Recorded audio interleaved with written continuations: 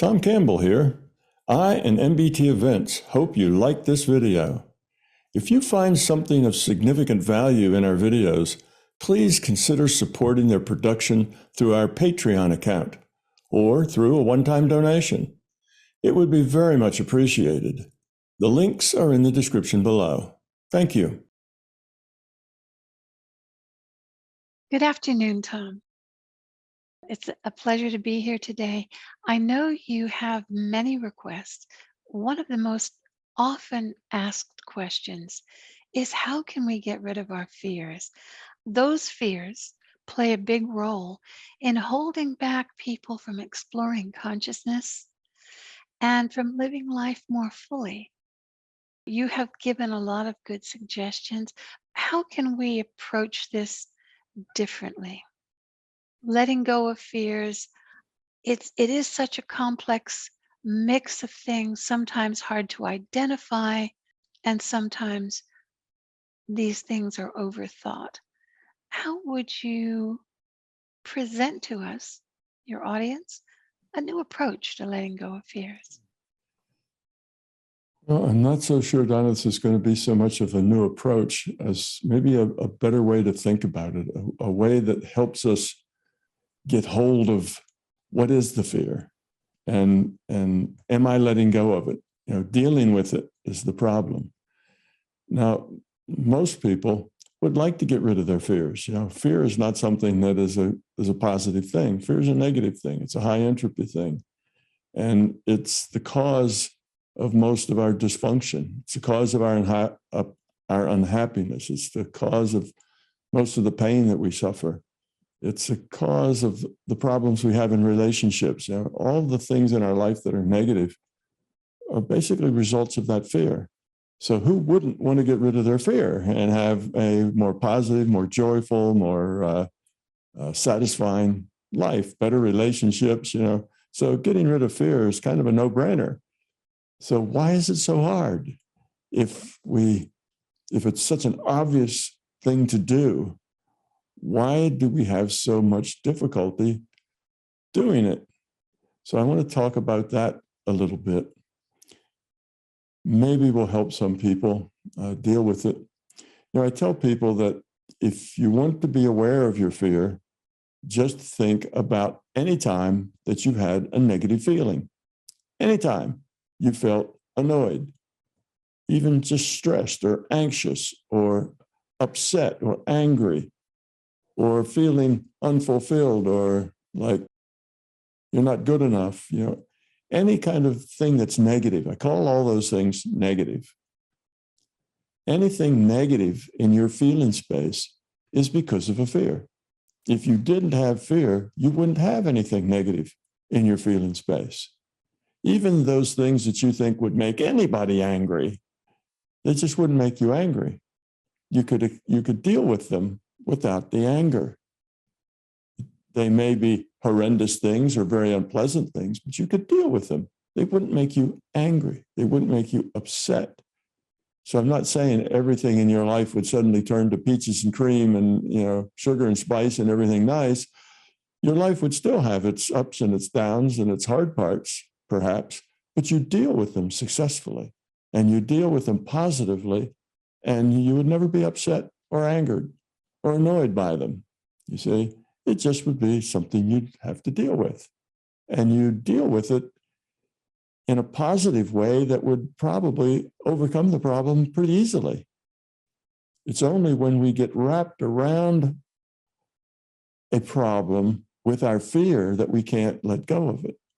We're angry because so-and-so did this. And of course, our anger makes that so-and-so person, they push harder next time because we're angry at them, they're angry at us, and the whole thing just builds up to be, explosive.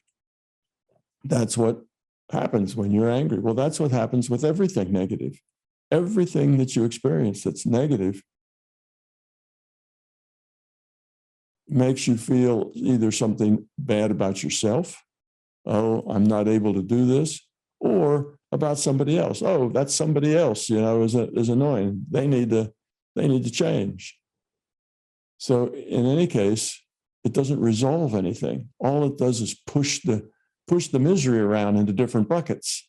You can put it in your own bucket, you can stick it in somebody else's bucket, but it's still out there and it doesn't go away. So you're not really dealing with it. You're just moving it around. It's like the kids that want to pretend that they ate their meal and they just move all the stuff around on their plate to make it look like they've done something, so the parents won't fuss at them.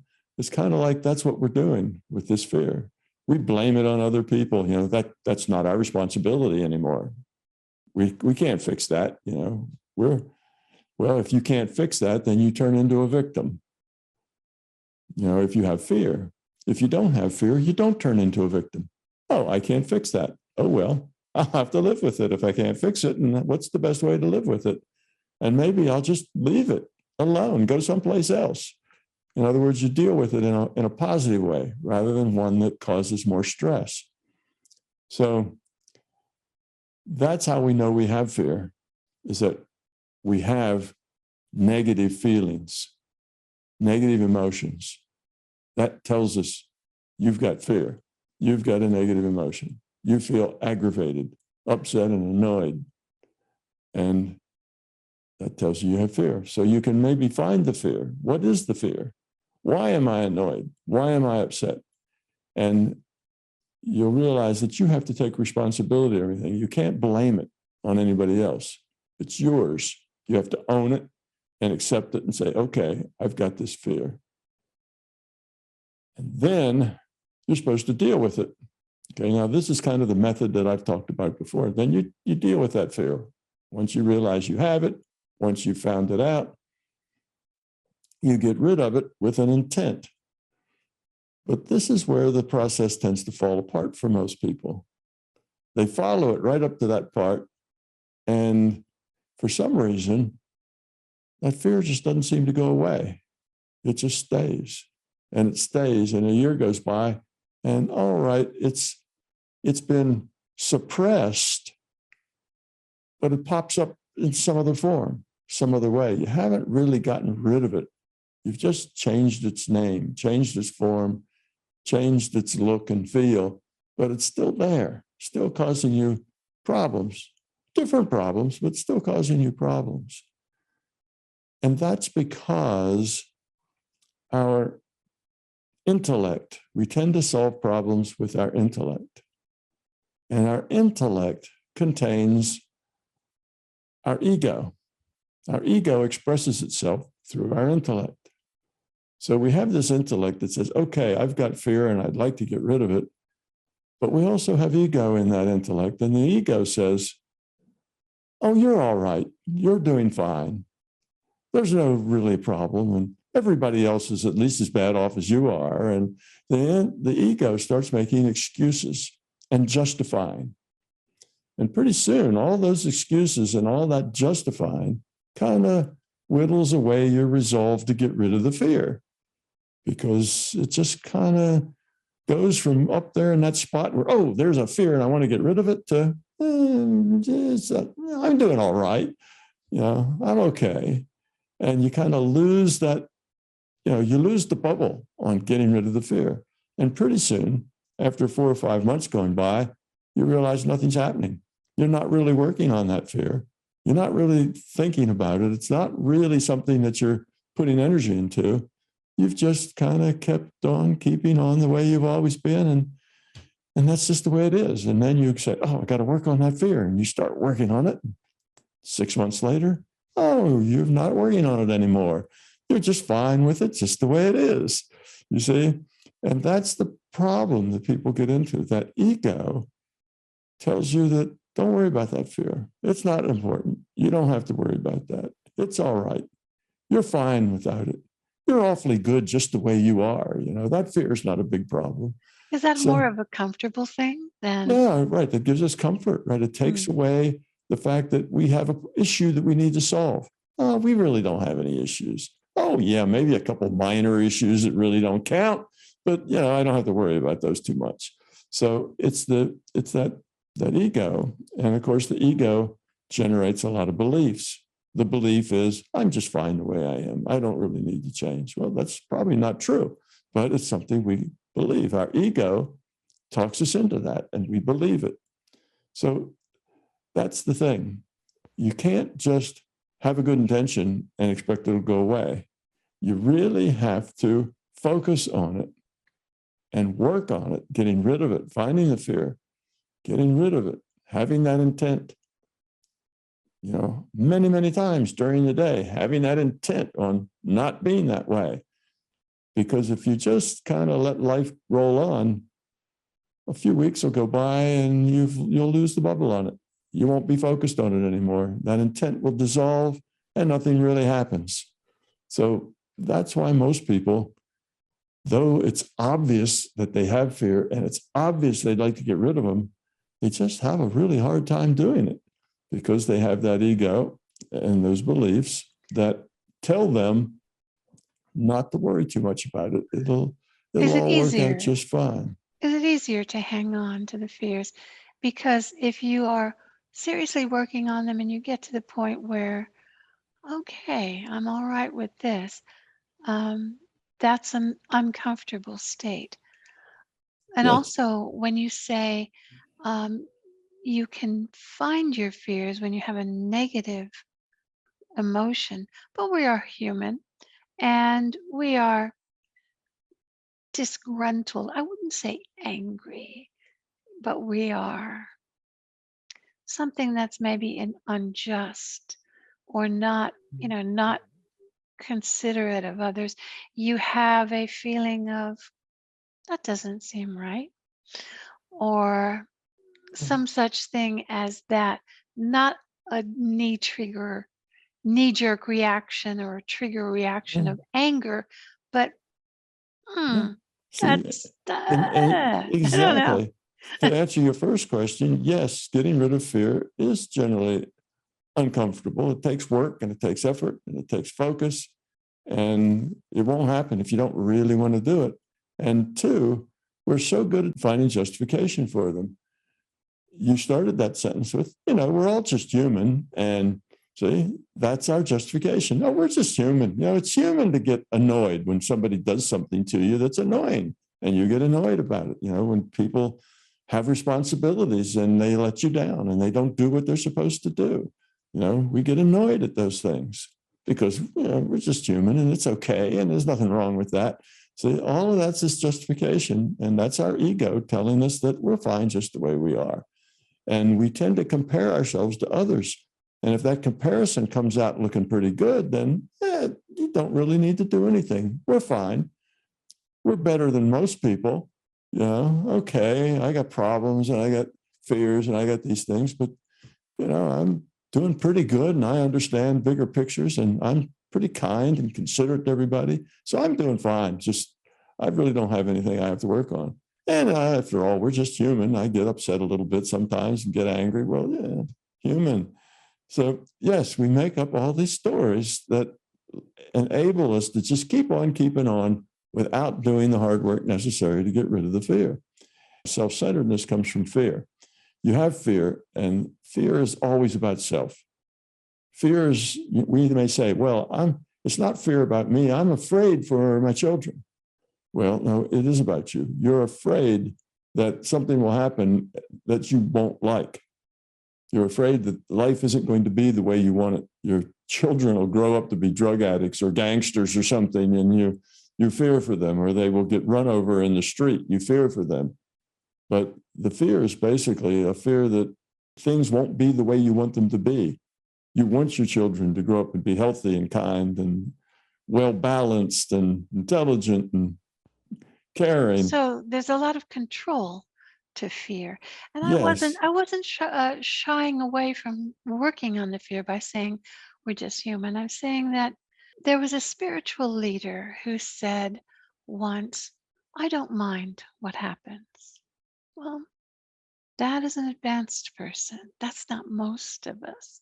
Yeah. How do we get past controlling and Yeah. minding what That's, happens? yeah. See, that needing to control, your children. Some of that is good. You have to tell your children not to go play in the street, when they're 3 years old, right? You go out in your yard and you say, hey, don't go out in the street. And if they do, you have to build a fence and put a gate in and lock it so they can't go out in the street. So when they're children, you can override their free will, because when they're children, they don't have enough ability to make good choices with that free will. So you can't let 3-year-olds just do whatever they want. That's a bad idea. But once people become adults, once people are adults, you stop telling them what to do. You stop locking them in the gate. You have to let them be and go their own way and make their own choices. You can't then override their free will. So I'm not talking about taking care of children. I'm talking about adults here. And you have to let adults be who they are. And if what they are is fearful and annoying and angry and incompetent and nasty, if that's what they are, then there's nothing you can do to change that. You have to say that is the way they are. Now deal with it, and deal with it in a positive way. Because if you deal with it in a negative way, it just makes things worse, not better.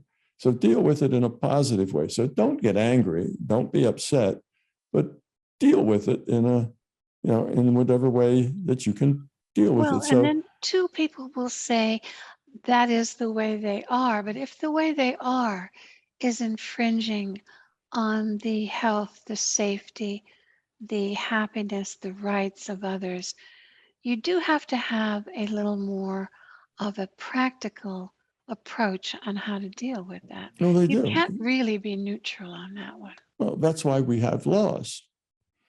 That's what laws are for. You get a bunch of people together and you need laws to keep some people from trying to manipulate the free will of others, trying to dominate others, trying to abuse other people. So that's why we have laws. If everybody had a very low entropy, we wouldn't need many laws. There'd be very, very few laws necessary. Most all the criminal law would just disappear, because everybody would be full of love and caring for everybody else. So we need those laws because we're full of fear and because we take advantage of other people and we rip other people off, because it's all about power and control and force. So, yes, society comes together, and because we are imperfect, we need laws, and we make laws, and laws come and laws go. But what I was getting at is that when somebody is self-centered, it's about them. They get upset if the world isn't the way they know it should be or the way they want it to be. The world is dysfunctional, or their children are dysfunctional or whatever, then that upsets them, because it's not the way it should be. It's not what's right. It should be different than that. And this need for things to be the way you want them is really just coming out of from a self view. Things are the way they are, and the world does not configure itself the way you want it. It just configures itself the way it is. And you have to accept that positively, not negatively. So it's the need that people have for things to be the way they want them to be. And if it's not the way they want them to be, they get upset or they get angry because it's not the way it should be. Of course, everyone thinks that. So you have people on opposing sides, but both of those sides feel that things need to be the way they see it. You see? So you just I have think to. where it goes wrong is wanting things to be the way they want things to be at the expense of others.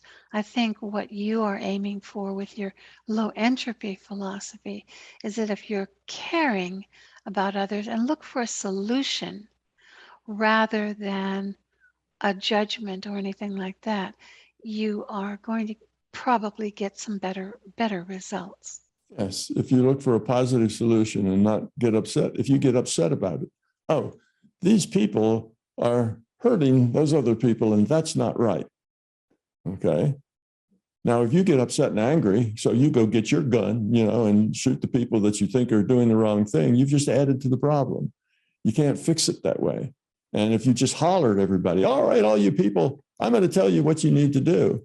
Well, that won't fix it either. Now both of them will turn, on you. So you can't fix it with force. You can't fix it with control. The only way to fix it is to help those people grow up on their own. You can't force that. So you have to think of ways that are positive. Positive ways often take a long time. You can go grab your gun and solve the problem to your satisfaction immediately, but it doesn't really solve the problem. It just makes the problem worse. If you try to solve it positively, you may not see resolution in your lifetime.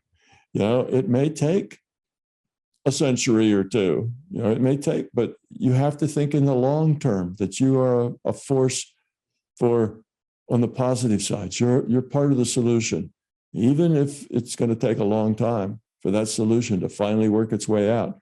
As long as you're always part of the solution and not part of the problem, then you're doing as much as you can do for that. And yes, if you see some big bully pushing around a smaller person, maybe a child or something, sure, you can intervene. You don't have to say, well, I'll just accept that's the way it is. Some people are bullies. Sometimes you need to intervene and you need to stop things that are going on like that. But that's a slippery slope, and you have to make your choices that lower entropy. So you just can't say, oh, I am the avenger of the little guy, and every time I see a big guy, picking on a little guy, I'm going to take him down. Well, that just causes more. You just added more violence to the violence that was there.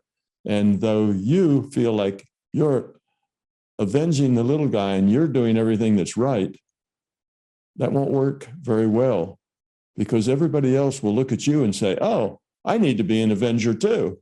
And pretty soon, everybody on every side of every issue are all avengers trying to chop the heads off of everybody else. And you see, it just doesn't work. It's not something that can play out in a larger reality. You have to say, yes, but I know what's right, so I can be the avenger. Everybody else, stay seated. I'm going to be the avenger for all humanity, and nobody else has the choice. Well, now you're just a dictator. So there's nothing you can really do about it other than be part of the solution.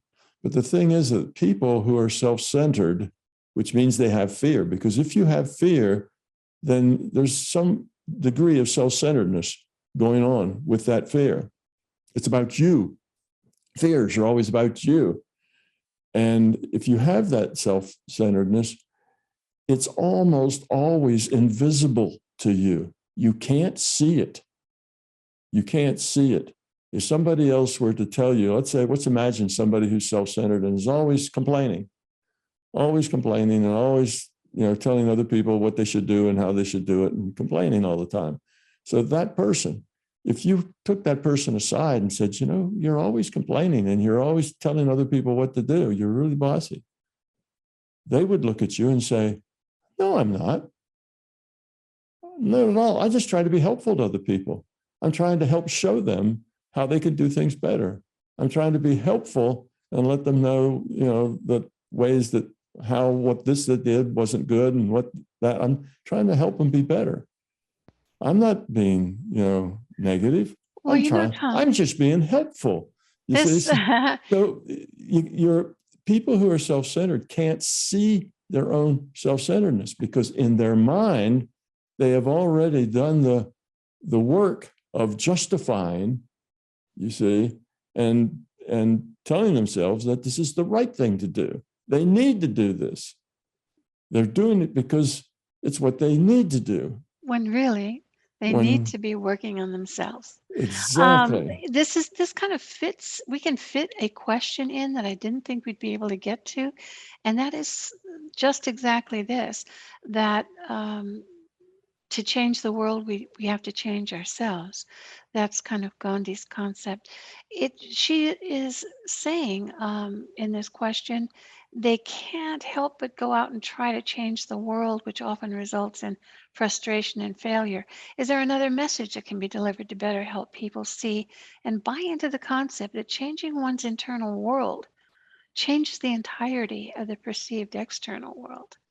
So I Yeah. think you've addressed that Hmm. within the fears, but really what you're saying is people trying to be helpful by changing others are not really addressing the issue that they need to address. Is that Yes. kind of how can they grasp that Yeah. concept a little better? That's the kind of where I was going. That's kind Mm, of the new perspective that I was just trying to bring up here, is that self-centered people don't know they're self-centered.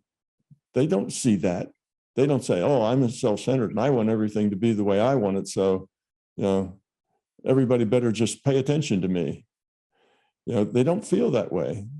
They think that they're just being helpful. They are being educators. They're explaining to people how they need to be better. And when you start telling other people how to be better, you actually are part of the problem. You're not helping. You're not making things better. You're not helping those people, and you're not helping yourself. You're just being self-centered. What you're saying is, I know the way things should be. I know the way you should do these things. I know what you should do and what you shouldn't do. And if you just listen to me, everything would work out fine. But you believe that. You really believe that. That's a belief of yours. So you don't feel like you're interfering in people's lives. You don't feel like you're bossy. You don't feel any of those things. You're just trying to help. You're just trying to help them do better, get along, where you see they have a problem. Oh, they're having trouble doing such and such, and I know a better way to do that. So I'll tell them how to do it. You see, and I'll explain it to them why, what's wrong with their approach and why this is a better approach. And they'll thank me. They'll say, "Oh, thank you for letting me see that better approach." But you see, it doesn't work that way because that other person also has fear. That other person also thinks that everything that they're doing is the right way.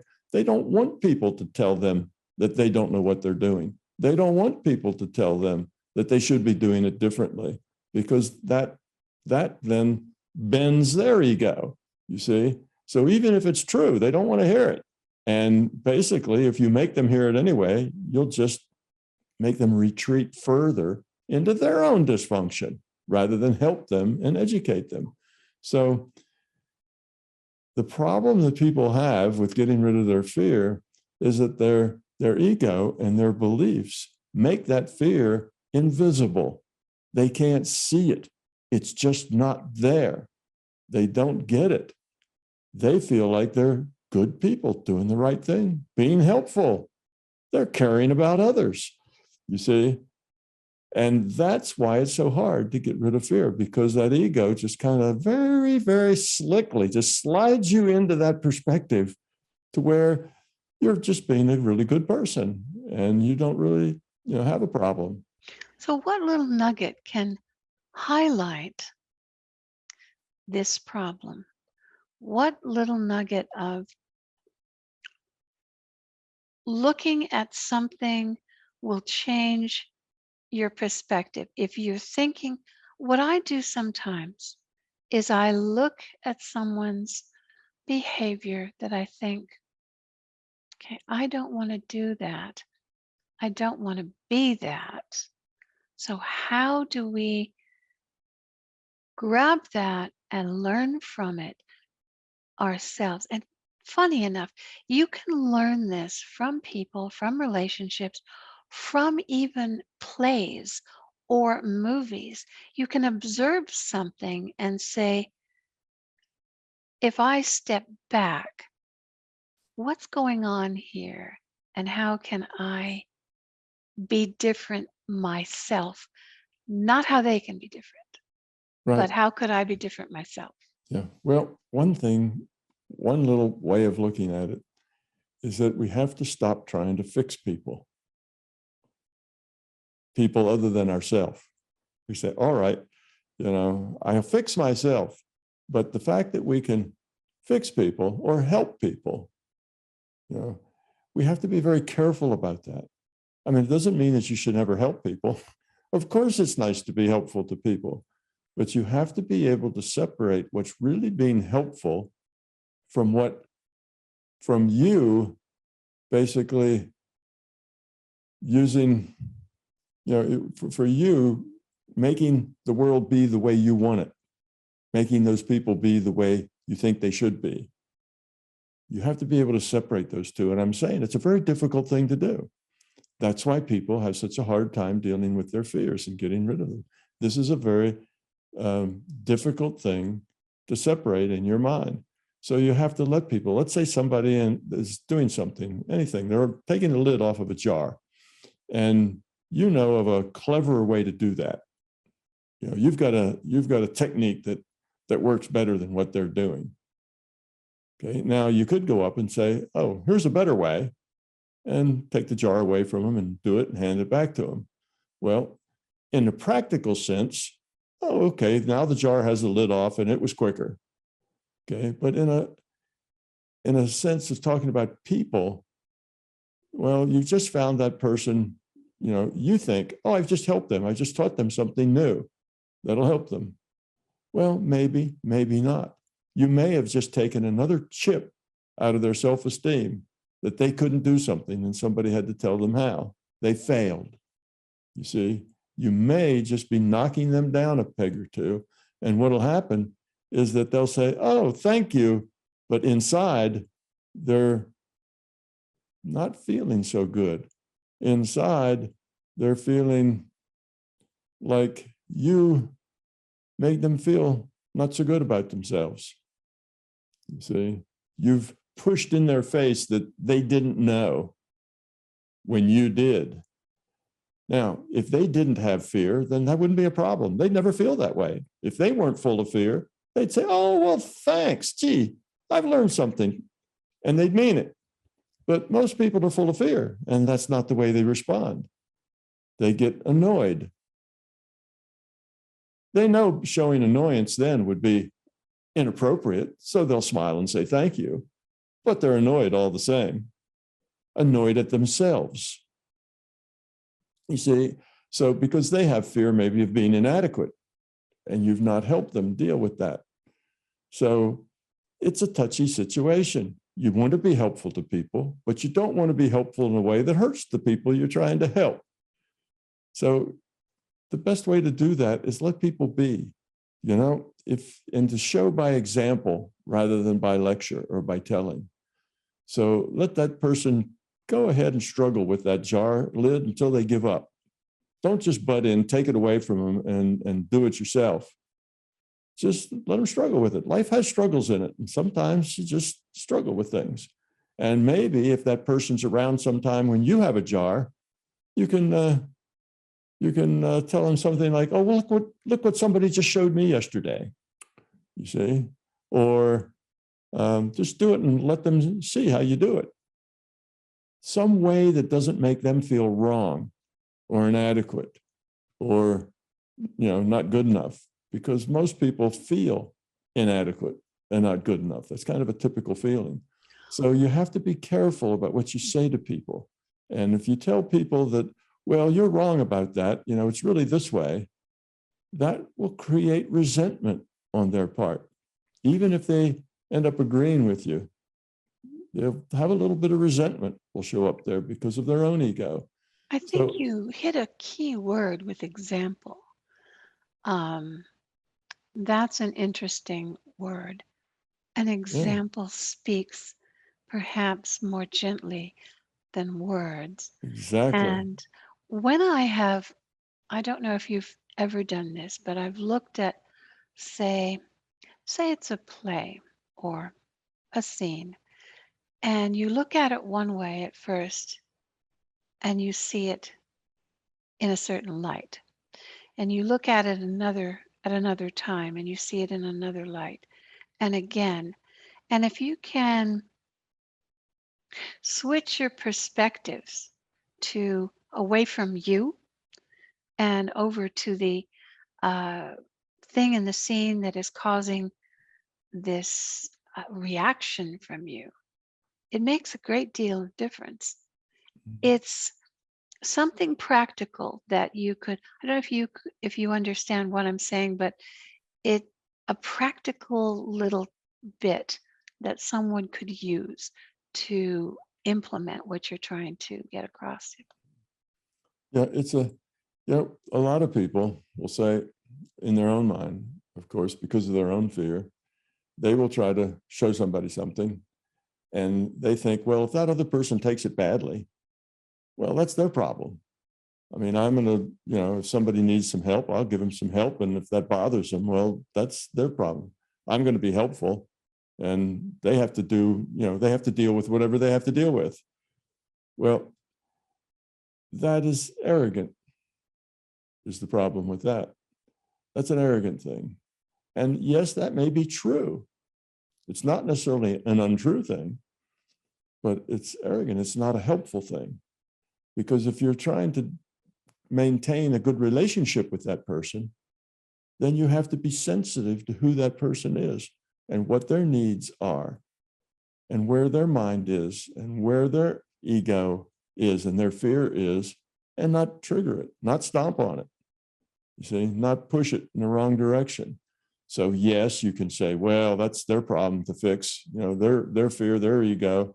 I'll just try to be helpful and do the right thing, and everybody else just has to deal with it. Well, that's arrogance. That's, I'll be me and everybody just has to deal with me. You see, that's about you. It's not about other people. You have to think, how am I going to affect other people? How, what's the takeaway? And then once you see it from that other direction, now your relationships will get a lot better because you'll stop irritating people so much with your arrogance. So, yeah, it may be true that it's their problem and they need to deal with it. That's true. But if you want to have a good relationship with them, you need to deal with it too. It's not just them that has to deal with it. You also need to deal with it. Now, if you just don't care about that relationship, well, maybe you can be arrogant and it won't make any difference. And then pretty soon that person will just get away from you. They won't like you. They'll leave. They won't interact with you. They won't talk to you anymore. And if that's okay with you, then I guess arrogance isn't so hurtful. But in general, that's not a good way to be in social situations. You need to be mindful of other people. So you may have a better way. You may have a solution. You may have something that other people would like to hear, but you could ask first. Say, "Oh, I know of a real way that works really good taking those jar tops off. Would you like me to show you?" And they may say, "Oh, yes, certainly." Or they may say, "No, I think I'll get it." Well, if they say, "No, I think I've got it here," then leave it alone. Let it be. You see, so you can ask. You can, when you care about how you affect other people, then you tend to ask more questions such that you know how you're going to affect them. Ask for permissions for things. Don't just barge in and say, "I know best. Here's what you need to do, and here's how you need to do it." See, that's coming from ego. That's You coming had a from fear. Yeah. nice other phrase, mindful of other people. Yes. That would tend to work well in this subject you're talking about of getting rid of fears. Mhm. That would transfer things to mindful of someone else instead of what you are focusing on Yeah. yourself. I think that's Yeah. another key Yeah. thing that's Yeah. It's nice. that you don't control the world and you're not Mr. Fix-It or Mrs. Fix-It. You just have to let people make their own struggles and learn and find things out in their own way. So if you have an attitude that you know and others don't, and you need to constantly be manipulating and telling others what they should do, then you're going to be arrogant and pushy, and you're going to be a complainer because you're constantly saying, "No, no, no, you're not doing it right," or "No, you did this wrong. No, you did that wrong." And you'll see the world from that negative perspective. When you look at the world, you look at what's wrong in it. You don't look at what's right in it. You see the world through the lens of what's wrong. and then you get annoyed with it or have to fix it. Instead, try to look at the world through a lens of what's okay with it, what's good about it. And now you don't get upset and you don't have any need to change anything. See, that just falls under the heading of being positive. Looking at the world about what's wrong with it, how you're doing this or how they're doing that, is somebody going about this the wrong way? If you try to look at everything as to what's wrong, I can fix it. I can tell, I can fix everything that's wrong. I can tell everybody what they should be doing and how they should be doing it better. Then you'll just be a complainer that's always annoying people. You will be arrogant. You will be demanding, and people won't like you very much for that. So Fixing it seems more self-centered. Finding a solution seems more more helpful. Working with other people. Yeah, right. Yeah. But you always have to be aware of the other people. So if you know you have some fear because you have emotions that are negative, you sometimes feel annoyed, let's say, or angry. If you know you have some fears to work with, then be very, very careful that you don't turn that fear into an ego, into a belief that then makes you want to fix other people. Just fix yourself. Just fix yourself. And if other people are dysfunctional, understand that, well, that's the way other people are. Most people have a lot of fear. Most people have a lot of ego and beliefs. So you have to deal with them in a positive way. You don't write them all off. So all these people with all their fear and all their junk, to hell with them. They're just annoying to have all those people like that. Well, now you've just joined them because you blame them for your annoyance instead of yourself. You see, you've just joined them. So it's kind of an attitudinal adjustment, I guess, is where I'm coming from, that you need to be aware of not looking at the negative and not always trying to fix the situation, not trying to manipulate the situation, because all that is trying to make it the way you think it should be, which is just a very self-centered thing to do, to make it the way you think it should be. And anytime things aren't the way you think they should be, you get annoyed and upset and angry. Well, that's a very self-centered viewpoint. And because we all have this viewpoint, for the most part, because we're all full of fear, you see how much trouble it causes in the world, because everybody on every side of every issue has that same feeling that they know, and everybody else just needs to do it their way and everything would work fine. So dealing with real people is dealing with people with fear, and be aware of that. Try to stay positive and look at all the things that are good, all the things that do work, and not focus on what doesn't. And let people make their own mistakes and learn from them. And if it takes somebody 10 minutes to get a jar lid off, let them take 10 minutes to get a jar lid off. Because it took you 10 minutes to get a jar lid off too, until you found your new super duper gadget that you use, and now it only takes you 10 seconds to get a jar lid off. Well, they'll figure it out too. Let them figure it out.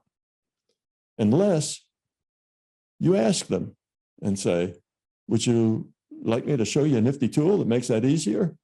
And if they say yes, by all means, educate them. If they say, no, thank you, then let it be. And you'll be surprised how many times you'll hear a no, thank you. You'll be surprised how many times people would rather just work it out on their own, because that's part of their process of learning.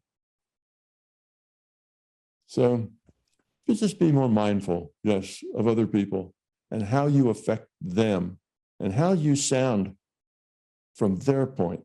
If you were them listening to you, how would you sound? Try to put yourself in their head, listening to you tell them how they should do things, and see how that goes down with yourself. So these are some things. You see, these are all the little details that get us derailed from getting rid of our fears. We start to work on it, But pretty soon that ego and those beliefs kind of very slowly just slide us off to the side where we don't work on them anymore because we're fine. And well, we're better than most people anyway, you see, and then we're okay. We don't have to work on it anymore. And it just happens because that's what the ego and the beliefs do. That's the ego's job. And the ego's very good at it. The ego's just very, very good at just sliding you right away from even thinking you might have a fear or that it matters or they're not really a grand person, a wonderful person just trying to help the world become a better place. You know, that's what the ego would have you believe. And if we let that ego, you know, work its magic on us, then we find it very hard to get rid of those fears because they just slide away from us somehow. We just can't keep our focus on them. Tom, this has been very good. I think there are a lot of helpful little concepts within there that's expanded your idea of how to let fears go. Thank you. And of course, one thing I would add to it is, you know, you can't take what I say and apply it to every situation. You know, you have to apply things as, you know, the application demands. I'm just saying, be careful how you do apply things because there is no one size fits all. It's not like always do this, always be this way. Always is never helpful. Every situation is different, and you have to come to it from an idea that you're going to lower entropy. You're going to make things better for everybody. And usually being the boss isn't the way to do that. That's the bigger picture look, and that's where you come from. Yeah, approach it as a coworker, not as a boss. Very good. Thanks so much. I and MBT Events hope you liked this video. We will continue to post videos for free on my YouTube channel, but please understand, these videos are expensive to produce. They represent many thousands of hours of production and editing, as well as all the necessary audiovisual equipment, computers, and software. If you find something of significant value in our videos, please consider supporting their production through our Patreon account or through a one-time donation. It would be very much appreciated. The links are in the description below. Thank you.